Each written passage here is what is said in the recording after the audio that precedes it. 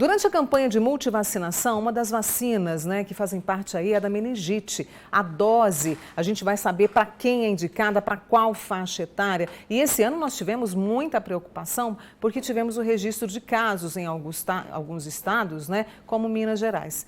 No país, até setembro, para vocês terem uma ideia, foram quase 9 mil casos da doença. Vamos saber mais agora com o infectologista, Dr. José Humberto Marins, que está aqui comigo. Zé, obrigada mais uma vez, viu, por atender meu pedido. Eu agradeço.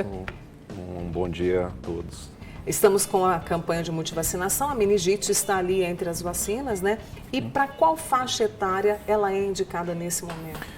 Nesse momento, a vacina tem a indicação já dentro do Programa Nacional de Imunizações para as crianças, no primeiro ano de vida, com 3, 5 meses, com reforço aos 12 meses, e para adolescentes entre 11 e 14 anos de idade. Além de estar também indicada para adultos e pessoas com condições especiais também em centros de referências de imunobiológicos especiais. É uma dose só ou há reforço? Como é que é isso? Essa dose entre 11 e 14 anos são uma dose só. Uma dose só. E a meningite assustou muito esse ano, Nós tivemos casos aí. Isso. Lembrando que o que são as meninges, É aquela estrutura que envolve o cérebro e a espinha, que tem uma função principalmente de proteção desse órgão tão nobre. E quando inflama, quando infecciona, ela pode gerar quadros que vão de quadros leves até quadros graves, inclusive podendo gerar risco de óbito. Então, são situações bastante complicadas, bastante delicadas do ponto de vista médico, que tem que ser bem diagnosticadas muito cedo para que o tratamento seja feito de forma efetiva. Vamos falar então desse diagnóstico, quais são os sintomas, porque eles podem ser confundidos também, Zé? Sim, no início desse quadro de infecção, ele pode simular um quadro, por exemplo, que dê uma impressão de ser uma gripe, porque pode começar com a febre, pode começar com mal-estar, com dor no corpo, mas o que chama atenção na evolução, para que aí sim dá uma impressão que possa estar na frente de um quadro de meningite, é que a dor de cabeça começa a ficar muito intensa, vômitos também que podem acontecer associados a essa dor de cabeça, às vezes vômitos que a gente chama em jato, aqueles mais intensos, e a febre. E o exame clínico nesse momento é crucial, porque o médico faz alguns testes naquele momento, testes de exame mesmo, com o paciente, e também observa algumas condições no corpo da pessoa que possam indicar a meningite, e aí sim realizar exames e começar um tratamento muito rápido. Nesse caso, os testes são feitos de que forma, Zé?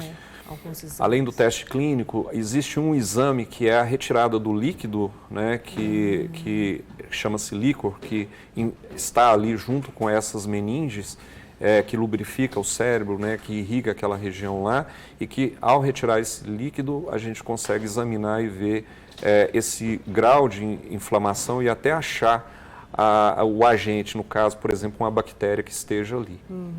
E aí, no caso, as pessoas muitas vezes perguntam assim, como é que ela é transmitida? Como é que Como é que eu posso ter meningite? A meningite ela é causada por vários agentes, desde vírus, bactérias, que são as que geram quadros graves, mas mesmo até fungos, micoses. No caso das virais, elas na grande maioria das vezes são benignas, então são quadros que evoluem bem, e a transmissão é uma transmissão de contato respiratório, contato de pele mesmo, isso pode transmitir.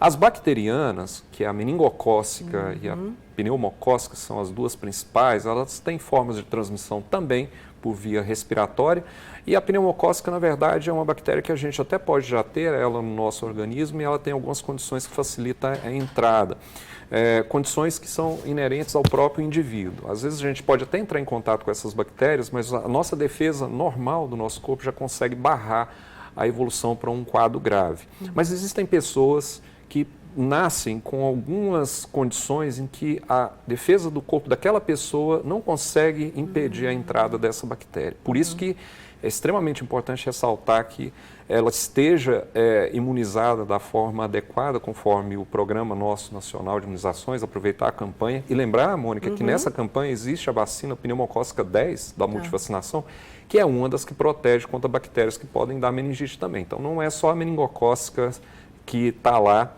né, para essa faixa etária de 11 a 14 anos, que está na multivacinação, mas a pneumocócica também, em situações especiais, né, que tem que ter grupos específicos para isso, principalmente pessoas com baixa defesa, ou então tem condições crônicas como doenças do pulmão, do fígado, que usam algumas medicações que baixam a defesa, pacientes, pessoas que vivem com HIV, aí sim elas são candidatas também a essas outras vacinas que protegem, no caso a pneumocócica, contra a meningite também. A gente está falando aqui no Manhã Total e alertando para essa necessidade mesmo de procurar os postos de saúde para receber a dose, para proteger crianças e adolescentes, porque a gente vem numa toada de baixa cobertura vacinal e, como eu disse, né, esse ano nós tivemos casos registrados aí em alguns estados com muita gravidade. Com muita gravidade, inclusive óbito. Exatamente. Lembrando que a gente ainda está tendo um resquício, uma sequela da pandemia por conta da queda de cobertura vacinal. A gente tem que recuperar isso de uma forma bastante rápida. Existem grupos que são mais preocupantes ainda, como gestantes, né, e crianças também que estão aí com o cartão não atualizado. E isso vai refletir em saúde pública nos casos que vão começar a aparecer e aí a gente vai ter, infelizmente, as consequências que são bastante tristes. E outro detalhe, você estava conversando com o professor, né, Jacob, eu digo sempre que envelhecer com saúde, né, na melhor idade, também é estar com o cartão vacinal em dia. Para o idoso, então, ele tem lá, ele é de um grupo específico, ele tem direito a várias vacinas para ele chegar na melhor idade também com uma proteção, muito boa. A gente sempre buscando a proteção. A nossa amiga Marinês Bias, ela quer saber, por exemplo, o nosso tempo está terminando, mas eu acho que dá tempo aqui. A vacina protege também contra encefalite e uma é igual à meningite? A meningite é quando, principalmente essas membranas que eu comentei, né, ficam inflamadas. Quando, além dessa inflamação dessas membranas, o cérebro, né, a substância mesmo interior do cérebro também inflama e está infeccionada, a gente tem esse termo encefalite.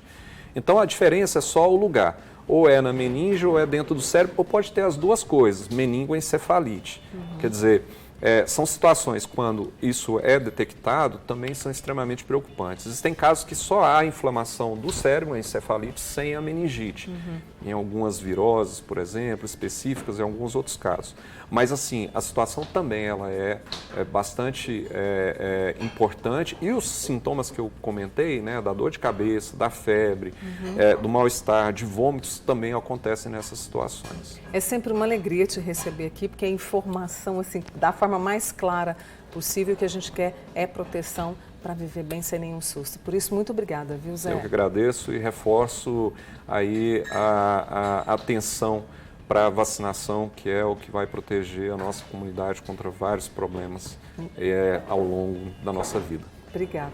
Esse é o José Humberto Marins com a gente aqui, infectologista, né? Sempre nos atendendo de forma tão gentil e multiplica essa informação, tá? Obrigada, viu, Zé, mais uma vez. Eu agradeço. Testes rápidos de sífilis serão feitos em horário ampliado e sem agendamento apenas amanhã no ambulatório Herbert de Souza, em Uberlândia. O horário de atendimento no ambulatório será das 8 da manhã às 7 da noite, sem precisar de agendamento. O teste é de graça e o resultado sai no máximo em 20 minutos. A medida acontece para conscientizar a população sobre a sífilis e a sífilis congênita. De janeiro a setembro deste ano, foram registrados 435 novos casos da doença em Uberlândia. O ambulatório Herbert de Souza, anote o endereço, fica na rua Avelino Jorge Nascimento, número 15, no bairro Roosevelt. Combinado?